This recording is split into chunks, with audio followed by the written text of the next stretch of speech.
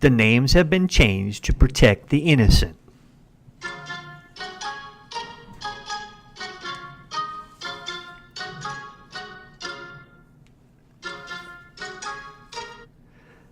Good afternoon. Welcome to Country Club. This is John. How can I help you? Hi, John. This is Mr. Johnson.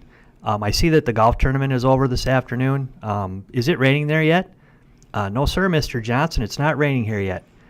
Do you have a radar up, and could you tell me when it's going to rain? Mr. Johnson, it looks like the rain will be here in approximately 90 minutes.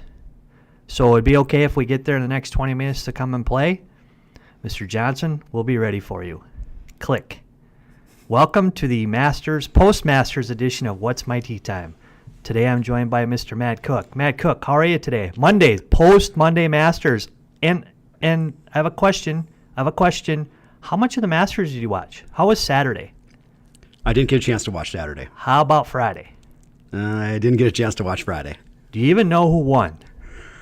I heard some news that I think a young Tiger Woods pulled it off. Young Tiger Woods? You might be dreaming. To me, it's a young Tiger Woods. As Ian Poulter put it, 3% chance of winning at his age. 3%. Wow. Unbelievable. That was a great deal. I mean, that was what a great moment. Just the electricity that was going on that back nine. Just to see him in contention once again. This is the first time, I believe, that he has ever come from behind in a major to win, I think they said. Is that correct? You are correct. But he shot a score on Thursday, the same score he shot when he won the previous 4 times. Wow. That score was 70. After they talked to him, as they were talking to him afterwards, he got a big smile on his face when he said, I shot 70 the last 4 times I won here. Deja vu? Little prediction? Did you think he would ever win one? I got to be totally honest. I thought there was no way in the world. Now, until last fall, when all of a sudden it seemed like his game finally was going in the right direction, I thought, you know what, still highly unlikely, but maybe there's a chance. But I would have said a very, very, very, very small chance. I have been pretty consistent saying I thought he would win another one. I was starting to wane a little bit when his health got obviously very shaky. When he won the Tour Championship last year, that I think that kind of changed a little bit. But I have been consistent saying the question always was in my mind, at his age, with, everybody tells me this, how deep the Tour is, if he played good, was that good enough to win? Man, I don't think he played his best for 4 days. I'm not saying obviously he played good, but he left a lot of shots out there. I think he played a very smart game. I think, once again, I think there's a lot to it as far as being able to have some history with that golf course and knowing where you can miss and where you can't. But it just seemed like he really kind of minimized the damage for the most part and took opportunities when he could. And so, no, I don't know if he necessarily had his A game, but I think, he did play very, very well still. And that was fun to see. You talk about that little deal. My daughter was talking to me yesterday, and she had posted something back, I think it was a few months ago, something she had seen about in 2002 when he had won the Masters. New England Patriots were playing the Rams at that time in the Super Bowl, and New England ended up winning. That same year, Tiger Woods wins at the Masters. Then he follows up with a victory at Bethpage Black that was the U.S. Open, all in 2002. Well, guess what? New England and the Rams in the Super Bowl. Tiger wins the Masters. Put your money on the PGA here next month because it's at Bethpage Black. Go big, go big. So if you think about this, I mean, let's look ahead here because it's fun. It's not going to happen, but it could happen. What do you mean? It could happen. He's at Bethpage Black in May. Okay, where's the U.S. Open, Matt? That's at Pebble Beach. Pebble Beach. You guys had success at Pebble Beach in the summer. And then he's got, obviously, the British Open is the last one at Carnoustie, I believe. So that's probably one that but think about the craziness. And when Tiger Woods, as much as I enjoy watching everybody play golf right now, because it is amazing. There are so many good young players. They're so awesome. How much did the needle move yesterday? I cannot tell you. It doesn't. If Justin Johnson would have been winning by whatever in the hunt, and he was in the hunt. DJ's in the hunt. Koepka's in the hunt, which is a great story in itself. Like, the dude is amazing. I can't tell you how many people and how many different texts and tweets and Facebooks I got yesterday watching it, which I don't think that happens, generally speaking. Obviously, the comeback is a big deal, but Tiger absolutely moves it unbelievably. Yeah, it's even a lot of the players as far as in their post interviews too, just to kind of hear what their thoughts were, and even the electricity they could feel as far as in the air, it was kind of like none other. Once again, just kind of ramped up the whole thing, and it's got to be fun. To a certain degree to see that. It's got to be also kind of like, man, disheartening. It's like, man, I don't have anybody on my side. Everybody wants Tiger to win, but. Once again, the cool thing about the Masters is to see some of those swings throughout the tournament too, and especially as you get kind of towards that back nine. I did watch Sunday morning. Tiger was through about hole 8 at the time, I think, or 7. I headed to Mass, got back, and at that time when I left, the field was just tight. I mean, there was, I don't know how many guys that were within a shot. 16 guys early in the day, right, within 3. Yeah, it was crazy. And all of a sudden I get home and there was all kinds of hiccups as far as on that back nine, especially going back to, I remember talking in our last podcast, Greg, about the really easy hole number 12, and it's a 9-iron, Matt. I think it's a 9-iron. Tiger hit 9-iron there yesterday. The thing I told you is like 105 feet wide in the middle of the green. It's about 30 feet deep, and you got water in the front. I am just totally shocked with as hard as it is to walk around Augusta, how they even got to 12 tee box without having to take a little nap. Number 12, it's not like you say, it's not a difficult hole. In fact, actually, it was, I think, the 9th most difficult. I think the field played that at I think at plus 16. However, boy, there was 12 double bogeys on hole 12. 2 of them were really big. 2 of them were really, really big. I think what they say, I think there was 7 of them all occurred on Sunday. So the final round, 7 of the 12. So I think, as things get a little tight. It's a 9-iron. Actually, it's not. It was. I think some guys hit 7-iron in the water yesterday. So it played a little bit longer, and I am kind of facetious when I'm talking about how hard the hole is. But when you were watching, it was amazing to watch. At what point was somebody going to Molinari and Koepka? At what point was somebody going to, maybe make a bad swing or maybe make a mistake? And it really didn't look like normal Masters. And again, that's one thing I love about the golf course. It brings everybody into play. Molinari isn't long, but he's long enough now. He hits it a lot farther than he used to, so that's a little bit of a misnomer. Bernard Longer makes the cut there. 4 amateurs make the cut there. Everybody is within, my goodness, it seemed like 8-9 shots, 60 people were within there. It's a credit to the golf course that allows bombers to play good there, short players short's probably not right, but shorter players to play there, guys who'd never been there before to play good there. So I don't know what it is about the place. You're just wondering when and if somebody had to make a play, make a shot, when that was going to happen. Molinari's shot on 12 was just like, I remember Seve's shot in 1986 on 15. Then he just about whiffed it. He hit it like 100 yards. All of a sudden, 23 years later, 33 years later, Molinari's up on that tee box. He wasn't even close.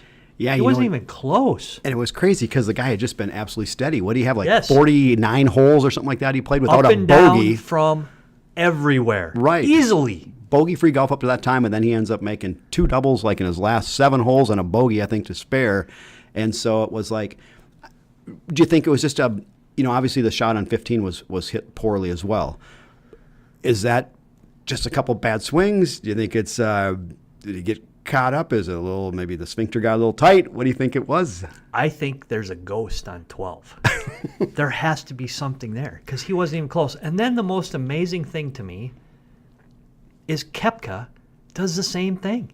The only place, and that's not the only place, but really, one of the only places you cannot hit it there is short. Right. And long is hard. I understand that. But, Tiger aimed 40 yards to the left there. I mean, it was Right. incredible where he was aimed versus where the flag was.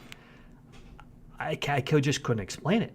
Yeah, I think even Tiger's play, I think he had mentioned even just to shoot it right at between the bunkers there. They've got the front bunker on 12 and the back bunker on 12. It is the narrowest part of the green, but still, if you err short, worst case you're in the bunker. It's not that bad of a bunker shot. Same thing if you're in the back bunker. And so it was just a smart play, and I think that's once again with Tiger's knowledge of that course and and just playing some intelligent golf there. That was the correct play. You mentioned whether you're long or you're short. Do you think Augusta's getting now, though, where it's becoming a bit more favorable to the Bombers? Look at number 5 alone. They jacked that tee box back another 40 yards, so I think it's one of 2 holes that plays just shy of 500 as far as par 4s. The greens overall can be challenging, so placing your golf ball in the correct portion of the green is very, very critical. And so if you're hitting short irons in, I would think you've got a better chance to achieve that. But if you look at just from the driving stats this week, you've got some of the guys like Tony Finau was number 1 as far as in driving distance. I know these can be skewed a little bit, but Tony was averaging 315 yards, ties for 5th. You've got Brooks Koepka. He was 4th at 313 yards, so not a whole lot different, tied for 2nd. Even Xander, is not short. He was about 13th in driving distance, 305, tied for 2nd. And there was a few other guys in the top 15 up there as well that were all some of the top guys as far as driving the golf ball. So, is it length? Is it just that those guys are solid all around? What do you think there? I think it's always been a Bombers type golf course. Everybody who's won there has hit it, obviously, a great distance. I think everything makes a difference there. The weather, the scores were not outrageous in my opinion, and the golf course was probably not as hard as it could be set up, but it was there for the taking because it was so soft. They got so much rain, and the scores still weren't out of control. Obviously, we talked about 5 on earlier podcasts about them making that longer, and that became a super hard hole. Obviously, the big talk is what are they going to do on 13, the par 5? They bought some land to move it back there. I believe Chairman Ridley talked about they're waiting to see what the governing bodies, if they're going to do anything about distance control before they move that tee box. I don't think the scores, if they hadn't gotten any rain, we saw a lot of places where the ball just kind of sat or didn't spin or overspin. I think that was a big factor as to what the scores are, and I don't think the scores are that low, although Saturday had the most 64s ever shot. I remember the last time Tiger won there, I talked about on a radio show how on a late Sunday night after he won, the tournament committee was in a dark room somewhere going, how can we Tiger-proof the golf course? They've obviously made some big changes. I don't think this morning they're necessarily talking about how they can Tiger-proof the golf course necessarily. I think there's some areas that they can probably work on. 13 is probably one of those. But in reality, if you look at the rest of the golf course is pretty long. They're not hitting wedges everywhere. Tiger, after his interview yesterday, somebody asked him what you hit into every hole, and he went back through it, and I think he hit eight irons yesterday for his approach shots, and a couple 3 9-irons, and then a couple longer clubs. With the way the greens are, I'm not so sure you can make it a lot longer than that and have it playable for the majority. I like David Duval as a commentator because you get a player who's been at the pinnacle, really struggled, not gotten back to it.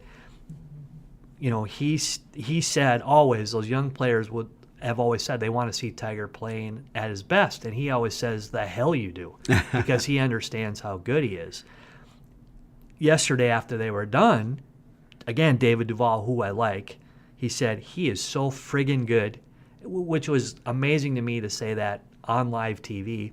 Later, Brooks Koepka's in his press conference. Big smile on his face because they were talking about it. He said, he is so good. As you start to think about that, I wonder if those guys understand that every time he wins now, that takes away an opportunity from those guys. You only get so many chances. Phil Mickelson probably is the guy, and Tom Watson are the 2 guys that had to go up against players, Jack Nicklaus and Tiger Woods. How many majors would Tom Watson have won without Jack being there? I would say more. Right. How about Phil Mickelson? I would say a lot more. Right? So you have to worry a little bit. And I understand Tiger's old. This was magic in a bottle. Could not happen again. But those opportunities don't happen every day. You know, he appears to be very healthy. You know, he is 43, which you think would be a little bit long in the tooth. But, I mean, the guy's in great shape. He continues to keep his body in great shape. And so who knows? There might be some opportunities there to create some more memories. You know, the other thing is, too, that not just to do with length, but it just seemed like a real key to Augusta is just playing those par fives well.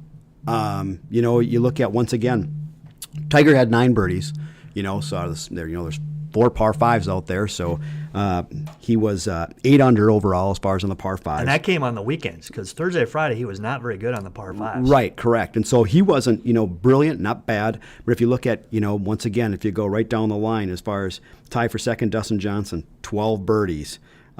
You've got Xander, 13 birdies. You've got Tony Finau, 11 birdies and an eagle. Brooks Koepka, 11 birdies, 2 eagles. And these guys, you know, were playing the par fives right around 12 to 13 under, which I think, you know, if you can really take advantage of the par fives and, you know, minimize the damage elsewhere, I think you've got a strong opportunity to win or at least post a high finish once again. And so I think those par fives are really critical out there. And it's always been that golf course's mantra, which I think is good. I would hate to see it get to the point where we have to make those holes so hard they can't ever kind of get to a point where they can relax. You know, you have number 8, which is probably a gimme par 5, but really after, you know, hole number 3 is a short par 4, 2 is a par 5, but it there wasn't a super duper amount of eagles and whatever there. Other than that, the first 11 holes, I'm not going to include 12 because I think that's an easier hole, except for Sunday. So the first 11 holes, there's not a lot of birdie opportunities other than the 2 par 5s. Obviously, 13 through, let's say, even 17. 13 through 17, and 17's changed quite a bit too. But 13 through 17 are the places you got to get it. If you're going to win there, you got to get it there. If you don't get it there, you're probably not going to win there. I like that major because it's at the same place all the time. It'd be interesting to see if you could have another major that would stay in the same place for, let's say it's a 3-year rotation or a 5-year rotation, so you could get a little bit of the same things. I don't know whether that's good or bad, but I would hate to see that the Augusta National change enough to make that not happen. And they seem to do a very good job as to tweaking things a little bit, but not making it so impossible guys can't score. And, you know, subtleties. There were some subtleties. Obviously, 5 changed a lot. I think that the rough, and I use that term very loosely, the rough there was a little longer than it had been. So there was a couple shots that maybe was harder to control the distance a little bit. But when guys are hitting longer clubs into greens that are, I haven't been there, you have, greens that are pretty tiny, it gets harder. Right. It gets harder. You know, if it wouldn't have rained, what would the winning score have been? I don't know if 13 under would have been the winning score. I think 13 under is a pretty reasonable score anyway. Right. Yeah, I don't know. You know, obviously it was softer out there. And so, you know, if it would have been firm and fast, I don't know if the scores would have been maybe as high. You know, it could have gotten even tougher. You know, I remember always just watching this tournament, and they always talked about, you know, A-man corner being 11, 12, and 13, needing to get through that stretch without hurting yourself too bad. But it almost seems like the front's got their own A-man corner as far as 4, 5, and 6 right now. Hard golf holes. It really is. I mean, number 4 was the 5th most difficult hole. Number 5 was the most difficult hole playing this week. Only yielded 13 birdies. And it played like 102 over par as far as the field for the week, and so that was a really tough one. And 6, you know, probably like the 12th easiest, but still I think it's a tough par 3, and I think some people had some troubles there as well. So, I mean, they've got kind of those 2 stretches, both front and back, to try to work your way around. So I got on a little bit of a Twitter rant on Thursday. It turned into in great conversations, because I like to start conversations. All we hear, Matt Cook, you and I, that's all we hear all the time is the pace at which it takes to play golf. It's too long, we're told all the time. Is that right? Right. It takes too long. We got to try to make it shorter. Correct. Okay, so I had the option of I watched most of the golf this weekend. Really, I mean, I don't think I missed very much of it. So I just curiosity's sake, when they got done on Thursday, the last group done on Thursday, I thought, I wonder how long that took. Okay, Thursday, 5 hours, 36 minutes. Wow. Threesomes, Wow. all off one tee, 11-minute intervals. What do you think?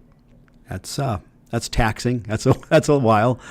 Okay, Friday, same thing. Threesomes, all off one tee, 5 hours, 28 minutes. So I started to ask the question a little bit on social media. I think that's too long. That's me personally. Some people said it wasn't too long, and then I asked, does it matter? I mean, does it really matter? Is there a correlation between what the tour does versus what we have on our regular golf course? I got some awesome answers, and it basically came down to most of the people said it does correlate, but it doesn't matter. Now, is that just because it's the Masters? I think 5.5 hours with the best players in the world, playing threesomes, off one tee box, is a joke. It's a joke. Yeah. I mean, I can understand why some people will respond back saying, no, it's not too long, because they want to watch as much of that Correct. tournament as No, possible. And again, I'm not, that this is my opinion, right? Because we hear all the time, right? So is there a correlation? A couple people said, well, yeah, because there's some amateurs that watch that and try to emulate what all the tour players are doing, and it takes too long. So on Saturday, right, cut is made. They play twosomes, right? What was the time? 4 hours and 5 minutes. Wow. Exceptional, right? I think that's great. Now, Sunday, and this is one thing that I thought, they're back to threesomes, and they're playing off 1 and 10. What will the pace of play get to on Sunday at the Masters? Again, nobody wanted it to go quick because of who was winning and all of the 16 guys within a couple shots. They had so many things going on. What was the time it took Tiger Woods, Francisco Molinari, Brooks Koepka to play 18 holes? That jump back to about 5.5 again? 5 hours and 26 minutes. Wow. Now, I understand a regular tour event, they play threesomes, they're off 1 and 10. They have 156 guys playing. It is difficult to get that many players through the golf course at a whatever par, normal 4.5 hour radius. I totally get it. And the tour has done an okay job on the weekends because they play twosomes. They still go off 1 and 10, so it's a little bit tricky at times. At Augusta, where the field is limited, is 5.5 hours acceptable? You know, I bet if you were to survey the players out there, I'm sure a lot of them are going to say, yes, it is. You're probably going to get very few that probably would say that it's not. I would love to see that survey. Yeah. Because I think the majority of players think it's too slow. Nobody is going to say anything this week. Right. Nobody. Right. So I tweeted, wouldn't it be great if Augusta National came out and said, you're going to play in 4.5 hours. We're going to penalize you if you don't play in 4.5 hours. Well, if anybody could do it, they could certainly make that stance. I agree with that, right? I'm not saying it could happen everywhere, but wouldn't, as pace of play, because that's all I hear. Seriously. We get phone calls from the golf shop 5 minutes into a round that the group in front of them is playing too slow. Yet 5.5 hours for a round of golf on TV, is that acceptable?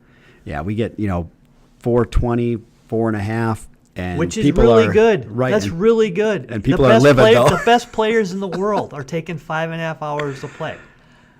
4 hours to 4.5 hours for the average player is pretty darn good. Or 4 hours is exceptional. So I just wanted to start the conversation a little bit. I wanted to see if it mattered, right? Well, it only mattered at times. So again, maybe it's because of the Masters. That Conversations that we can have moving forward. Do you know, Matt Cook, who won our Masters pool? I do not. 3 dozen Pro V1 golf balls at Davies Boys Golf. Once again, they had to predict the winner and the score. They did, right? So the winner was key, and then based on score from there. So after Tiger almost makes ace on 16, when he makes 2 there, just Adam Wishick, I believe, at Adam Wishick, had the number and the guy. And he was in the lead until Tiger made bogey on 18, and then at Davies Boys Golf won. So Oh, wow. Well, congratulations to Davies Golf. Woof, that's great. they do know that we put range balls inside the new ball packages, right, Matt? That's fantastic. Adam Granis, our coach. How many people chose Tiger Woods, do you think, as far as that? Did you remember seeing that? Yes, I do. There was only 3. Only 3. And one of them was kind of not a joke, but Okay. but a friend of mine who we banter with his dad quite a bit about who's the GOAT, Okay. who's the best of all time. Okay. So he picked Tiger Woods at minus 25. And then only 2 other people did. Molinari was in there a couple times. A lot of people picked DeChambeau. Not as many picked DJ. I thought more would pick DJ there. DJ, I believe, is the guy who will not benefit from Tiger playing good the most, or playing good the most, because I think his, right, I mean, he seems to be the guy who's there every time. I don't believe has won there. Takes opportunities away from him, like yesterday. I just wonder what he's thinking today, because he never said, he was one of the only guys who didn't, and they probably didn't get asked the question, but didn't go out of his way to say it's awesome to have Tiger back. And he probably was good for him, but he didn't say that. Yeah, even I was surprised. I really, when we talked before, I thought Rory was going to be right there. I mean, tied for 21st. I Disappointing. would say that's very disappointing. And he's disappointed. Yeah, I can imagine.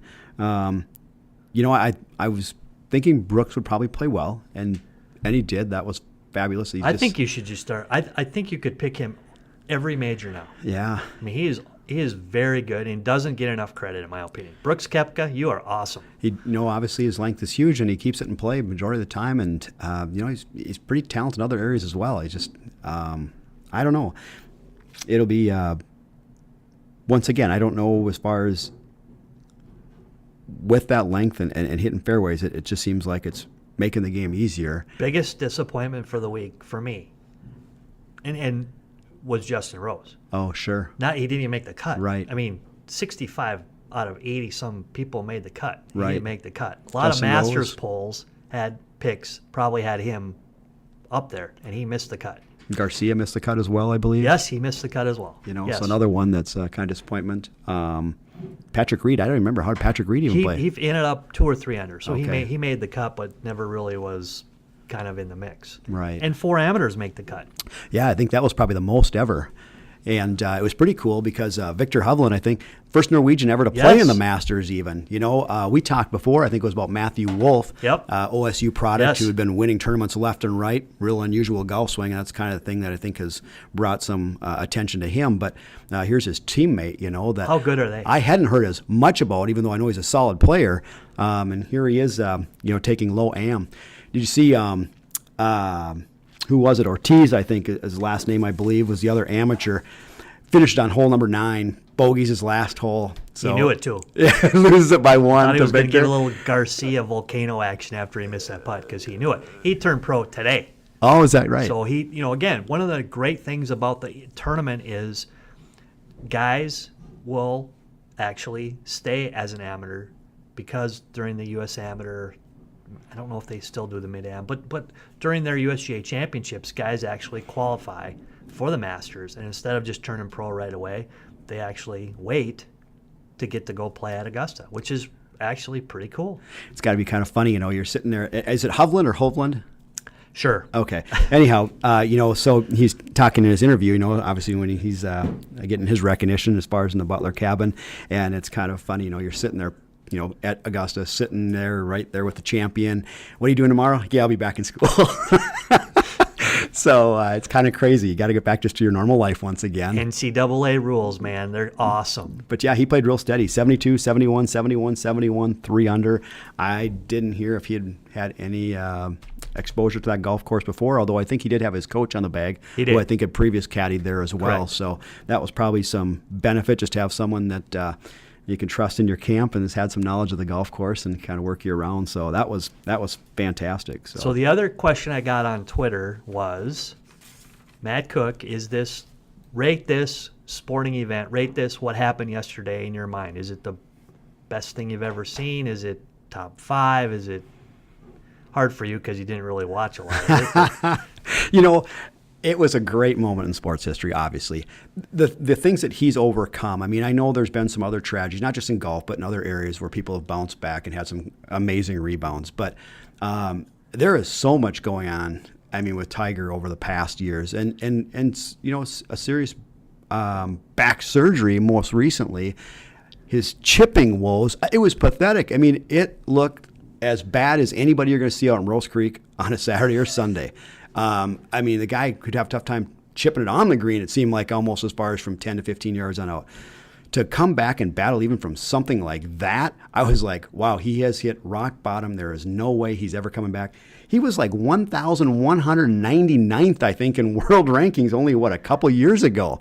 And now he's battled back with that victory. I think he's 6th now, I think maybe is where he might sit. And so to think of that, 1,199. Greg, I'm pretty sure you were higher than Tiger at one time. No chance. So number one for you, is that number one? What's number one for you? That's a hard question. I mean, there's when you think of all the different sports, I mean, I can't remember what I had for lunch yesterday, Greg. So right now I'm going to say that's the top. But it is a little bit of an unfair question because we tend to be, what have you done for me lately? Whatever happens today is the best thing that's ever happened in the history of whatever, and whatever happens tomorrow is the best thing. We tend to overreact. There are 3 sporting events for me, professional, that I remember. One is, and this wasn't professional, but it was in the Olympics, the hockey team. Right. That was one thing that I remember, and I don't remember a lot of stuff. I'm like you. I barely remember how I got here today. Number 2 was Jack in 1986. Partially because that was kind of my age group, and it was kind of an overachieving. And David Duval, again, I like David Duval because he said it best. It's not like Jack was terrible. He just hadn't played very well. He was still one of the best players in the world when he won. But at his age, I think that was, what happened there. And then right. I would put yesterday right in with those 3. I will remember those 3 events, I think, until my kids put me in the home. Yeah, and those are really 3 really good ones. I was going to say that just at the top of my head, I always thought, not being a huge baseball fan, but Twins winning in 87-91 being a very small market team. I thought that was pretty huge. But I think those ones you point out were really, really good. And yeah, even with, I thought with Jack's victory, that was crazy because even though he was really good, I think that was far, far from expected. I mean, as far as at his age, once again, I can't imagine the odds were very high as far as in Vegas, as far as for Jack winning the Masters in 86. Tiger, with the success he had last fall, and he's been playing good, I think things were being a little bit more optimistic that maybe it could occur. So it wasn't like it was totally out of the woods that he could win this. But but that was fabulous. So we talked about in a previous podcast about what his odds were to win 1, 2, 3, and 4. I'm going to go back today and I'm going to look and see how those odds have changed. To win all 4, he was only 500 to 1, and I say only 500 to 1 to win all 4 previous to this weekend. What is that number now? And I did see, right? I mean, we think of big numbers. I did see somebody put $85,000 on him to win, and today your assistant probably isn't working today because he just won $1.19 million. That is nuts. That is nuts. I think they said that was that is going to be the largest payout that William Hills, it's a London-based casino conglomerate, that they'll be paying out and everything they've ever done. I mean, that's crazy. $85,000. I mean, that person must have either a ton of money. They have a ton of money. Or he's like, I'm either going big or I'm jumping off a bridge. I don't know. They have Matt Cook money, maybe. Yeah, that was crazy. You know, and that victory of Woods came very, very close to probably never ever happening. Friday. What happened Friday? I don't know what happened Friday. Tiger on 14, hits it out wayward on the left side, has to hit a miraculous shot, pulls one around the corner. He's running out to see his golf shot. Next thing you know, an ambitious security guard's running down to try to provide some protection and just about takes him on out. Took him out. Oh, my goodness. I saw that on the replay, and Tiger's hobbling around, jumping up and down. And I'm like, oh, he just took Tiger out of the tournament. Again, that would have been the epitome of Tiger Woods' last 5 or 6 years. It was. You're right. I forgot about that. I'm thinking this is a Nancy Kerrigan, Tanya Harding deal all over. I'm like, who laid the hit? Maybe there's some conspiracy theories out there. Yeah, the poor guy slips and falls and just about takes out Tiger Woods. I forgot about that. That was funny, not funny, actually. And, Do you think that guy's looking for a job today? I was just going to say, was he there yesterday? Wow. Crazy. Any other Masters banter, Matt Cook? You know, weird stats there. I mean, once again, Tiger's already got so many records as far as at Augusta. But, I mean, now he becomes the second oldest Masters champion, like we just talked about, behind Jack. I mean, that's crazy. His 5th green jacket, once again, the only one right behind Jack. We already mentioned first final round comeback to win a major championship for Tiger. So that was, something he hadn't been able to accomplish before. Will he get to 18 majors? Well, I'm going to be that naysayer. Don't be on the fence. I'm going to be that naysayer once again and still say I don't know. He's playing great, but, age obviously isn't in his favor right now. And historically, there's not like a ton of winners in their 40s and certainly not 50s. So Matt Cook is on the record by saying no. I just don't see it happening. I think he's gonna tie. Okay. I think he's gonna tie. I could definitely see that he pulls out one more major. It's hard. Boy, wouldn't that be hard if he gets 2 and just falls one short? Oh, for sure. It'd be hard. But well, he's got some courses, like I say, is in his favor right now. He's playing well. He is healthy. And he gets to go back to Augusta. Right. So I'm kind of a homer though. So I think he'll get to 18. He was the 7th Masters winner in his 40s. So only 7 other winners in their 40s. So once again, it's not in 2 of those were favor. Jack, probably. Yeah, probably. Yeah. And the rest of them happened when I was born, 1930, 35, something like that, 40.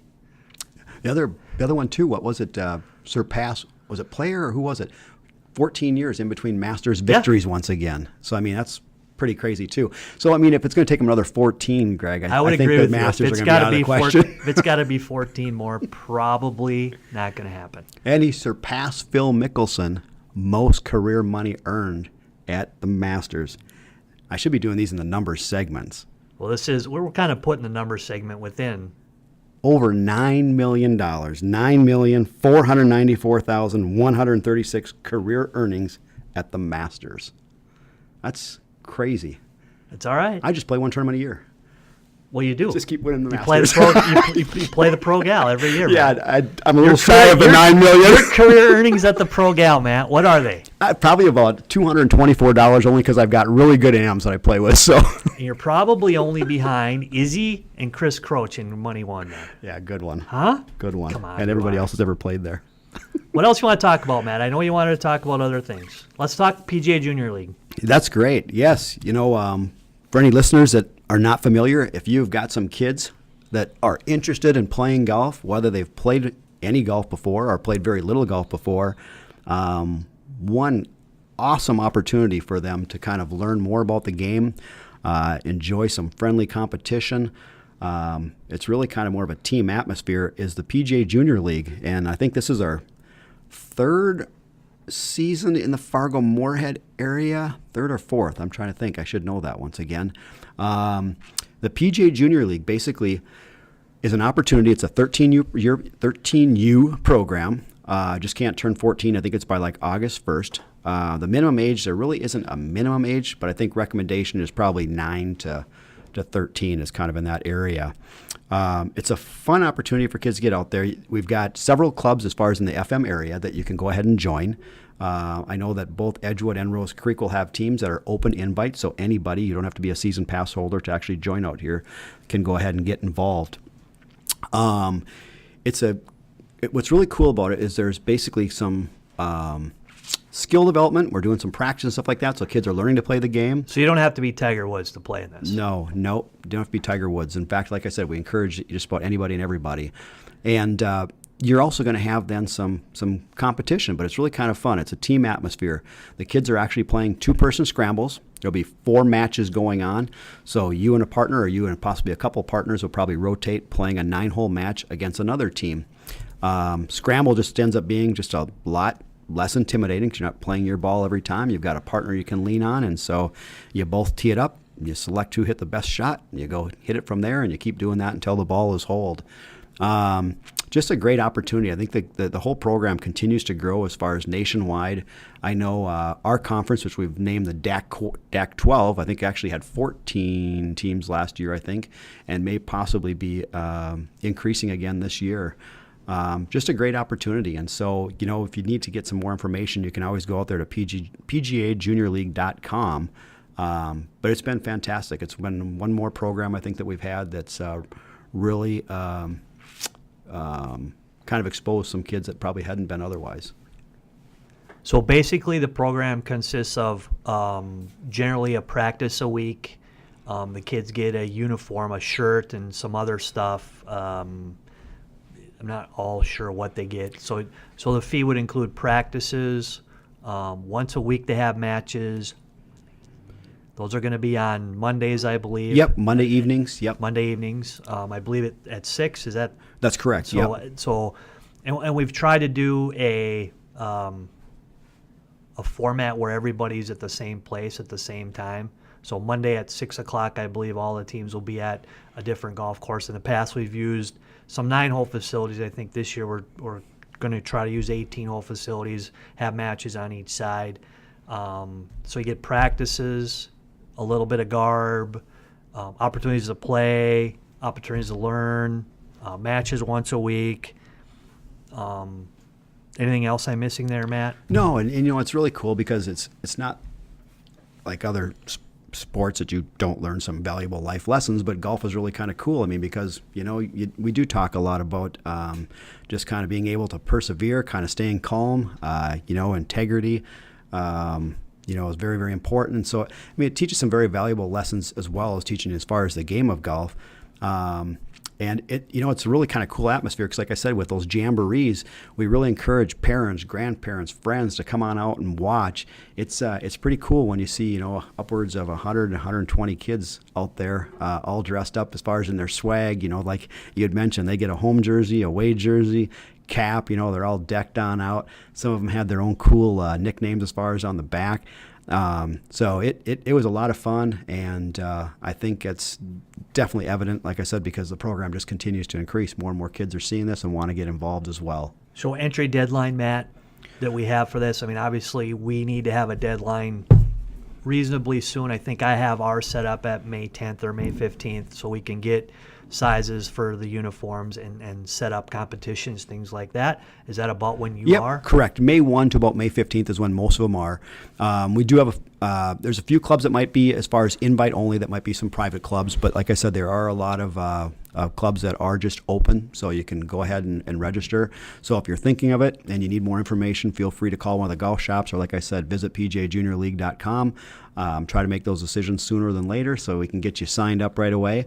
And we'll get you rostered. And I think your child will have a ton of fun. And if they're also, if they're a little bit more aged, or maybe had a little bit more experience, the Minnesota section also puts on a fabulous tour as well called the Soda Tour, and they've expanded their offerings now. So they've got like their players tour for kind of that elite student that maybe more might be the teens, maybe in the high school years. They've got just your general players tour also, which I think tends to be kind of more of probably that 12 and on up once again. And then they've even got a prep tour. So I think as young as, I think it's 9 to 12, somewhere in that area. They've got opportunities for kids to play, and those are all individual competitions. You're just playing your own ball the whole time. And I think we have some of those tournaments here locally. I know we do a one at El Zagle on the 9-hole for the beginning players. We have one at Prairie Wood. You have one at Prairie Wood. Do you have one here as well at Rose Creek? Yep, we do. We actually have the Minnesota Section Junior Boys Qualifier here this year once again, and so that's open to, I think, anybody as far as, I think it's age-wise, probably have to be over 12 or 13 for that one. But, so there is a lot of, I think, clubs locally that are hosting those. And with the Soda Series, you can basically pick or choose your tournament. So if you want to just play in 1 or 2 or 3, you can. If you want to play in 25 or 30, you can certainly do that too. I can't remember. There's like 100 and some different events. It's a large number. That's all over the state, and they've got some fabulous golf courses. And so it's one more opportunity. And then also I think you'll see information as far as the Wider Tour, which also will be, once school gets out, I think beginning about the second week of June, I think they'll have that schedule. And that's usually about a 5 or 6 week schedule as well. And more information will come out as well for that. And that's kind of geared for that younger player too. So if you have any questions on that, just Google Minnesota PGA Junior something, and you'll get a lot of options there to sign up. Okay, Matt Cook, here's the question everybody wants to know. Here we are. We're sitting here on Monday, tax day, April 15th. When are you going to open? Boy, that is the question. This, I don't know, every year is tough to kind of seem to answer that sometimes because things can change so quickly. But, I mean, obviously that's evident this year as, we were sitting here during our last podcast. I don't know if that was 2.5, 3 weeks ago when we did our last one. And we had snow then. And in between, I think we almost thought we were going to open. And now we're back to shut down with snow again and some floodwaters.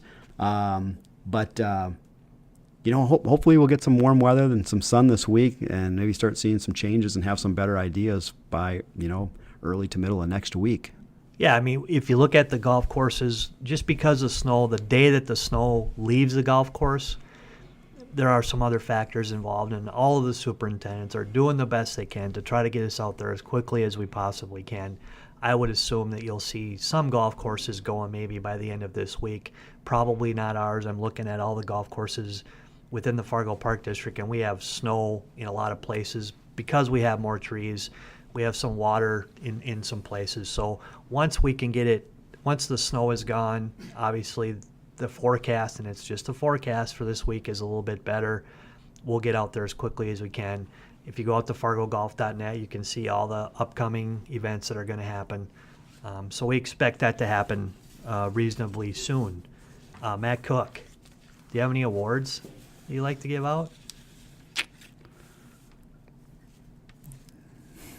I'm going to have to None? give mine to the comeback player of and why forever, Tiger Woods. Why wouldn't you? I mean, it's hard to beat that. I mean, there were some other great stories. Like I said, that was pretty cool for those 4 amateurs to all make the cut. In recent history, the amateurs haven't fared very well. I think last year they had 1 am that made the cut. So congrats to go out to those as well. But you just got overshadowed by something a little bit bigger, and that was amazing. I didn't quite have a Bubba moment, but I got to say that I think I almost had a tear as far as my eyes, as far as I'm going through there. I think you almost be inhuman not to. There was lots of hashtags, I'm not crying, you're crying, kind of deals there, because it's pretty emotional, and I thought he did a really good job. Jim Nantz tried to get him, I think, to break up a little, and Jim Nantz himself actually probably broke up a little bit more than Tiger did, but he was, I thought he would be slightly more emotional. Not that he wasn't, but he did a really good job of going through all the 2 or 3 hours of interviews yesterday, which is a change in Tiger. That we're starting to get to see. Maybe we like him more because we're starting to see a little bit more of actually his human side of what's going on. He's not quite as protected maybe as he was before. I think that is as close as you're going to see Tiger to breaking down. It didn't. I think that's where I think there's something inside him. I think I'm not sure if there's batteries or what it is that almost makes him unhuman, but he has shown such a change, I think, overall. That's one thing that always kind of bugged me with Tiger, is just it just seems so kind of just impersonal. And I get it, as far as at that height, and you've got people just pounding you all the time, how you just kind of want to just push back, be in your own little cocoon, But it just seemed like it was always just never really friendly. it just seemed like that's what's amazing. He just had this draw because I think people just, he was such a great player. At that time his length was amazing, so they enjoyed that. Compared to the rest of the play, he was like just a one-man human highlight reel as far as every tournament he played in. But what's really cool is to see kind of the things change as far as on the personal side. I mean, guy's actually giving high fives. Never would have seen that happen before, I don't think. I've just never seen that, Now he's running through the line, he's tapping kids' hands, even opening up with his kids. That was really kind of a cool moment to see, because, like I said, it's been a long time since his last major, and so those kids have never ever seen him win a major before. And so to see that and have that happen, that was really, really cool as well. It just seems like hopefully a lot of things are really going positive as far as in his life, off the course as well as on the course. And so it's finally, I think, even like myself, not being, for a lot of reasons, just not being real pleased as far as. You say he's never going to win another one, Matt. Well, I know it, and I think there was just some things that just drove me nuts with him, because some things I think were just self-inflicted as far as the problems in his life and whatever, and just didn't really approve. But the way things are turning around, it's really kind of cool, and I think he's always had a lot of fans, but I think he's probably won back several more. And I mean, to see that moment at Bellerive last year where he's in the hunt. My son worked at Bellerive last year, so he was right on site. And most of us who were watching on TV could see the same thing. When Tiger finished on 18, everybody left the golf course and followed Tiger. Brooks is like him and his girlfriend and maybe his mother are like on 18. It's kind of like this, So once again at this tournament too, I mean, people were just going crazy. And Tiger even, it was fun to see him once again just kind of let go and just go nuts after that victory. So my Greggie Award goes to Mr. Larry Murphy. Oh. Half-century PGA member this past week. Wow, I did not know that. Amazing deal for me. Half-century. I'm not so sure that there'll be anybody who has had a bigger impact on golf in this area than Larry did. So, Mr. Murphy, congratulations. If you look around the golf courses in this area, quite a few have had him as a teacher, and hopefully all of those guys, me included, have passed some of what he does along to our assistants. So, Murph, here's the 50 more. That's fantastic. And you say have an influence in this area, but because of all the people that have come through, his influence has basically spread section-wide. I mean, because he's got Correct. some amazing individuals that have worked for him, learned under him, that are now all over the state of North Dakota and Minnesota and elsewhere that have made a huge impact to the game of golf as well. And so, I never had a chance to work for Murph, but I've had a chance to have many conversations with him, and I know he's been a big help as far as my career. I'm sure, Matt Cook, that the 2 years that you worked for me, I instilled everything that Larry Murphy instilled in me into you. Well, I'm not going to lie. You continue to teach me. That is a big joke, by the way. You continue to teach me. So hopefully all of us, and we try as hard as we can to instill all of the great things that he has done to us.